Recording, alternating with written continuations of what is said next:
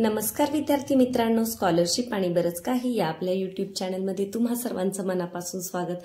आज तुम्हाला आपल्या व्हिडिओमध्ये इथे पुस्तकाऐवजी चॉकलेट्स दिसत आहेत, बरोबर ना? अगदी खरं आहे। आज आपण या चॉकलेटच्या मदतीने गुणाकाराची क्रिया समजून घेणार आहोत।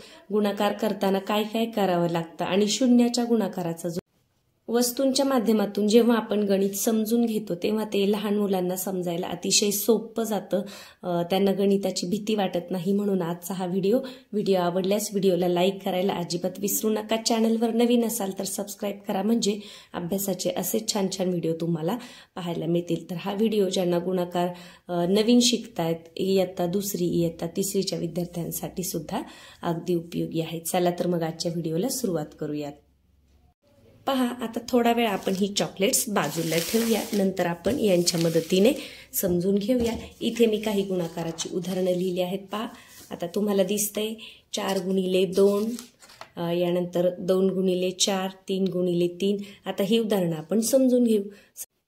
पहा, पहिले उदाहरण समजून घेऊया आपण।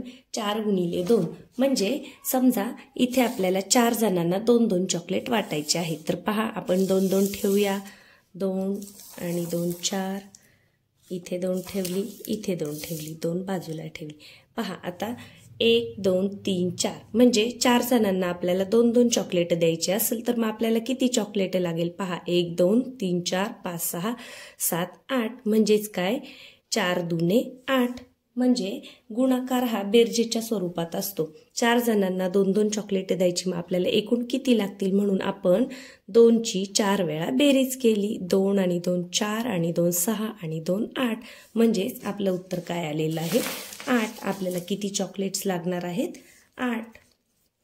म्हणजे 2चा पाढा 4 पर्यंत म्हणा किंवा 4चा 2 पर्यंत म्हणा। आता गुणाकारामध्ये अंकांची अदलाबदल केली तरी फरक पडत नाही, हे आपण या चॉकलेटच्या माध्यमातून समजून घेऊया। आता आपण 4 जणांना 2-2 चॉकलेट दिले होते, आता आपण 2 जणांना 4-4 चॉकलेट देऊया। पहा, हे 4 आणि हे 4 झाले। इथे पहा, 4 गुणिले 2 आपण 4 जणांना 2-2 चॉकलेट दिले। आता 2 गुणिले 4 आपण 2 जणांना 4-4 चॉकलेट दिले। हे 4 आणि हे 4 किती झाले? 4 आणि 4 8। म्हणजे 4चा पाढा 2 पर्यंत म्हटला किंवा 2चा 4 पर्यंत म्हटला तरीही उत्तर तेच येतं। गुणाकारामध्ये क्रम बदलला तरी उत्तरामध्ये फरक पडत नाही। आता आपण अजून एक उदाहरण समजून घेऊयात। पहा, पुढचं उदाहरण काय आहे? 3 गुणिले 3 म्हणजे 3 चॉकलेट आपल्याला 3 जणांना द्यायचे। पहा, 3, इथे 3 आणि इथे 3, एक बाजूला ठेवूया। 3 जणांना आपण 3-3 चॉकलेट दिले। पहा, किती झाले? 3 आणि 3 6 7 8 9। 3 जणांना 3 चॉकलेट दिले तर आपल्याला एकूण किती चॉकलेट लागतील? 9 चॉकलेट लागतील। म्हणजे आपलं उत्तर काय येईल? 3 3 9। म्हणजे 3चा पाढा आपल्याला 3 पर्यंत म्हणायचा आहे। इथे क्रम बदलला तरी 3च असल्यामुळे फरक पडणार नाही। म्हणजेच तुमच्या हे लक्षात आलं असेल की गुणाकार म्हणजे काय असतं? पुन्हा पुन्हा बेरीज। गुणाकार हा बेरजेच्या स्वरूपात असतो। थोडक्यात गुणाकार म्हणजे पुन्हा पुन्हा केलेली बेरीज। पहा, 3 चॉकलेट, 3 पुन्हा 3 पुन्हा 3, 3 एके 3, 3 दुने 6, 3 त्रिक 9। पाढेपाठ असतील तर आपला गुणाकार कधीही चुकत नाही, परंतु लहान मुलांना ही संकल्पना समजावी म्हणून मुद्दाम मी या पद्धतीने हा व्हिडिओ बनवत आहे। आता पुढचं उदाहरण पहा, 6 गुणिले 2। 6 जणांना आपल्याला किती किती चॉकलेट द्यायचे? 2-2 चॉकलेट द्यायचे आहेत। पहा, आपण देऊयात। इथे 2 दिले, इथे 2 दिले। किती वेळा झाले? पहा, 3 वेळा 2-2 झाले। अजून 3 वेळा देऊया। इथे 2, इथे 2 आणि अजून 2 वेगळे घेऊया, एकाच रंगाचे नाही आहेत ते। पहा, आता 6 जणांना आपण काय केलं? 2-2 चॉकलेट दिले। 1 2 3 4 5 6। 6 जणांना 2-2 चॉकलेट दिले तर आपल्याला किती चॉकलेट लागले? 2 3 4 5 6 7 8 9 10 11 12। एकूण किती चॉकलेट्स लागतील आपल्याला? 12च। म्हणजे काय, 6 दुने 12। प्रत्येक वेळेला या पद्धतीने आपण बेरजेच्या स्वरूपामध्ये मांडू शकत नाही, म्हणून आपल्याला पाढेपाठ असणं गरजेचं आहे। म्हणून गुणाकार चांगला येण्यासाठी पाढे येणं गरजेचं आहे। तर पहा, 6 जणांना 2-2 चॉकलेट दिले तर आपल्याला एकूण किती चॉकलेट लागतील? 12 चॉकलेट लागतील। तर 6 दुने 12। बेसक 12. आता इथे तेच उदाहरण मी पुन्हा उलट लिहिले मुद्दाम हे लक्षात येण्यासाठी की क्रम बदलला तरी गुणाकाराच्या उत्तरात फरक पडत नाही. आता 2 गुणिले 6 2 जणांना आपल्याला 6 चॉकलेट द्यायचे. पहा हे 3 झाले 6, हे एकाला, हे 3 आणि हे 3 झाले 6, हे एकाला. पहा 6 आणि 6 2 जणांना आपण 6 चॉकलेट दिले म्हणजे एकूण किती चॉकलेट झाले? 6 एके 6, 6 दुने 12.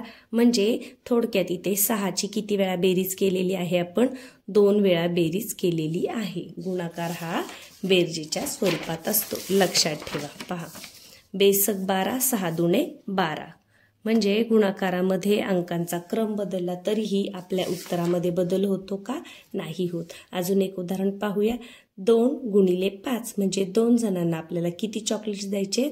5 चॉकलेट द्यायचे आहेत. आता पहा 2 जणांना 5 चॉकलेट, 3 आणि 2 5, पुन्हा 3 आणि ही 2 झाली 5. पहा 2 जणांना आपण 5 चॉकलेट दिली, ही 5 आणि ही 5 म्हणजे 5ची आपण किती वेळा बेरीज केली? 2 वेळा बेरीज केली. पहा हे 5 आणि हे 5 किती झाले? 5 आणि 5 10. म्हणजे इथं आपलं काय उत्तर येणार आहे? 5 दुने 10. आणि हेच आपण 5 जणांना 2-2 चॉकलेट केली तरी सुद्धा आपल्या उत्तरामध्ये बदल होणार आहे का? नाही होणार. पहा इथे 3 आणि हे 2, 5 जणांना जरी आपण 2-2 चॉकलेट दिले तरीही आपल्याला 10 चॉकलेट लागणार आहेत. म्हणजे 2ची आपण किती वेळा बेरीज केली? 5 वेळा बेरीज केली. 2×5 = 10 आणि 5 दुने 10. इथे आपलं उत्तर लिहून घेऊया. आता पुढचं उदाहरण पहा. 4 गुणिले 4 4 जणांना आपल्याला 4 चॉकलेट द्यायचे आहेत. पहा 4 जणांना आपल्याला 4 चॉकलेट द्यायचे आहेत. आता 2-2 वेगवेगळे देऊया. ही झाली 4 चॉकलेट. अजून पहा ही झाली 4, ही 4 आणि ही 4. पहा आपण 4 जणांना 4 चॉकलेट दिले. 4 4 4 4 किती झाले? पहा 4 एके 4, 4 दुने 8, 4 त्रिक 12 आणि 4 चोक 16. म्हणजे आपल्याला किती एकूण चॉकलेट लागणार आहेत? 16. म्हणजे 4 गुणिले 4 16, 4 चोक 16. 4ची आपण किती वेळा बेरीज केली? 1 2 3 4. 4ची 4 वेळा बेरीज केली म्हणजे 4 गुणिले 4 किती आलं आपलं उत्तर? 16. इथे लिहूया.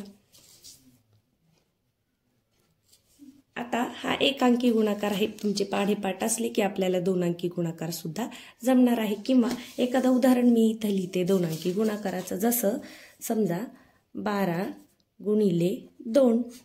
आता 12 गुणिले 2, 12 वस्तू किंवा 12 काहीही वस्तू किंवा एखाद्या झाडाच्या बिया आपण घेऊ शकतो. तर 12 बिया आपल्याला किती जणांना द्यायच्यात? 2 जणांना द्यायच्या आहेत. तर करून पाहूया. इथे मी झाडाच्या बिया घेतलेल्या आहेत. सुबाबळीच्या विद्यार्थ्यांना शिकवण्यासाठी जमा केल्या होत्या. त्यांचाच उपयोग इथे मला आज झालेला आहे. आपल्याला 12 बिया 2 जणांना द्यायच्यात. पहा 3 आणि 3 6 आणि 3 9 आणि हे 3 12 झाल्या 12. या 12 आणि अजून 12 करूयात. 3 आणि 3 6 आणि 3 9 आणि 3 12. तर पहा 2 जणांना जर आपण 12 बिया दिल्या तर आपल्याकडे एकूण किती बिया झाल्या? 12 एके 12, 12 दुने 24. म्हणजे 12ची बेरीज आपण किती वेळा केली? 2 वेळा 12ची बेरीज केली. 12 एके 12, 12 दुने 24. 12 अधिक 12 किती येतं? 24. म्हणजे आता जेव्हा मोठ्या अंकांचा गुणाकार असतो तर प्रत्येक वेळेला आपण पुन्हा बेरीज करून ते उत्तर आपलं पटकन निघत नाही. म्हणून आपले पाढेपाठ असायला पाहिजेत. पाढेपाठ असला की गुणाकाराचं कोणतंही उदाहरण आपल्याला पटकन सुटतं.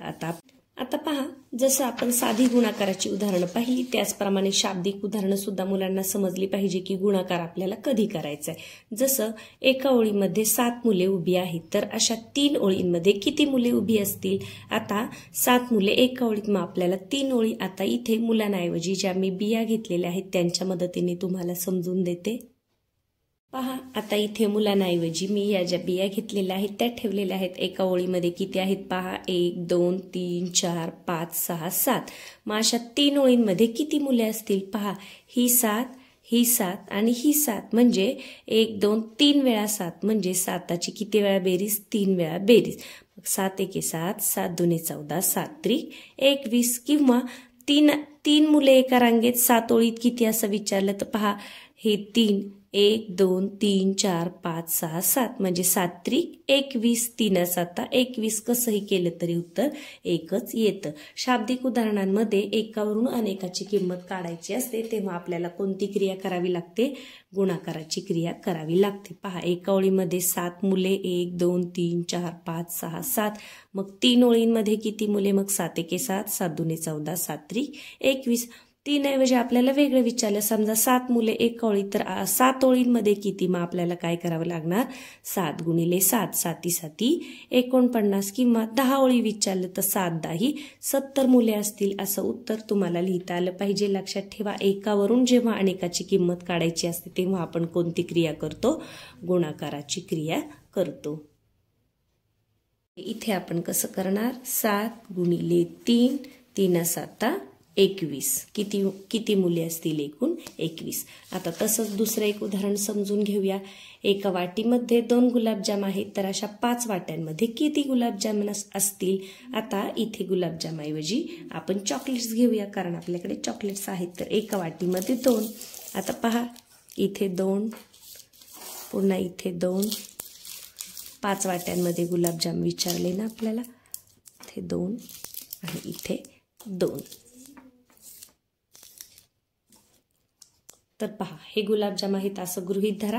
तर एका वाटीमध्ये 2, मग किती झाले 5 वाट्यांमध्ये, 1 2 3 4 5. पहा 2 आणि 2 4 5 6 7 8 आणि 9 10. किती गुलाबजाम असतील, 10 गुलाबजाम असतील. किंवा एका वाटीमध्ये 2 चॉकलेट तर मग किती चॉकलेट होतील, 5 वाट्यांमध्ये 10 चॉकलेट होतील. 5 दुने 10 बे पंचे 10. किंवा एका वाटीमध्ये 5 चॉकलेट म्हटलं तर मग किती चॉकलेट होतील, 2 वाट्यांमध्ये 10. उत्तरामध्ये फरक पडणार आहे का, अजिबात नाही. म्हणजे एकावरून अनेकाची किंमत काढताना बऱ्याच वेळा मुलांचं काय होतं, अशा शाब्दिक उदाहरणांमध्ये त्यांना समजत नाही की इथे गुणाकार करायचा आहे का, बेरीज करायची की भागाकार करायचा आहे. म्हणून या चॉकलेटच्या आणि या बियांच्या माध्यमातून आज आपण हे समजून घेतलेलं आहे.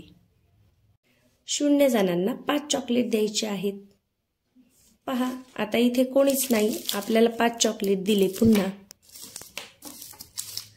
5 चॉकलेट आपल्याला 0 जणांना द्यायचे म्हणजे आपल्याला चॉकलेट लागतील का, नाही लागणार. म्हणून कोणत्याही संख्येला 0ने गुणलं किंवा 0ला कोणत्याही संख्येने गुणलं तरी उत्तर किती येतं, 0च येतं.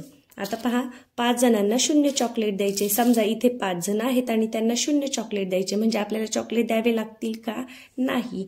हा अगदी छोटासा नियम आहे पण बऱ्याच वेळा विद्यार्थ्यांच्या लक्षात येत नाही. ते फक्त पाठ करतात की कोणत्याही संख्येला 0ने गुणलं की उत्तर 0 येतं. पण ते कसं येतं तर या चॉकलेटच्या माध्यमातून आपल्याला सहज समजतं. अगदी सेम पहा 0 जणांना 10 चॉकलेट द्यायचे किंवा 10 जणांना 0 चॉकलेट द्यायचे. आता इथे 10 व्यक्ती आहेत असं समजा आणि त्यांना 0 चॉकलेट द्यायचे म्हणजे काय, आपल्याला चॉकलेट लागतील का, नाही लागणार. म्हणून कोणत्याही संख्येला 0ने गुणलं किंवा 0ला कोणत्याही संख्येने गुणलं तरी उत्तर किती येतं, 0च येतं. आज आपण गुणाकार बेरजेच्या स्वरूपात असतो हे शिकलो आहोत. गुणाकार म्हणजे अंकांची पुन्हा पुन्हा बेरीज हे शिकलो आहोत. म्हणजे 2 गुणिले 6 म्हणजे 2ची 6 वेळा बेरीज किंवा 6ची 2 वेळा बेरीज. गुणाकार करताना अंकांची अदलाबदल केली तरीही उत्तरामध्ये फरक पडत नाही. मला असं वाटतंय की या छोट्याशा व्हिडिओमधून तुम्हाला गुणाकार ही संकल्पना अगदी चांगली समजली असेल. तुम्ही सुद्धा घरी काय करा, तुमच्या मुलांना किंवा मुलं स्वतः सुद्धा हे करू शकतात की कोणत्याही वस्तू तुम्ही चॉकलेटऐवजी दुसऱ्या कोणत्या सुद्धा वस्तू घेऊ शकता, बिया घेऊ शकता, तुमच्या खेळण्याच्या गोट्या घेऊ शकता आणि याच्यामधून ही अशी उदाहरणं तुम्ही सहज सोडवू शकता. आणि हा जो 0चा नियम आहे तो मात्र तुमच्या इथून पुढे कायम लक्षात राहील. कधीही गुणाकार करताना 0चा गुणाकार आला तर तुमची चूक होणार नाही. चला तर मग व्हिडिओ आवडला असेल तर व्हिडिओला लाईक करायला विसरू नका. चॅनलवर नवीन असाल तर सबस्क्राईब करा म्हणजे अभ्यासाचे असे छान छान व्हिडिओ तुम्हाला सर्वात आधी पाहता येतील. पुढच्या व्हिडिओमध्ये आपण भागाकार कसा करायचा हे सुद्धा समजून घेणार आहोत. धन्यवाद.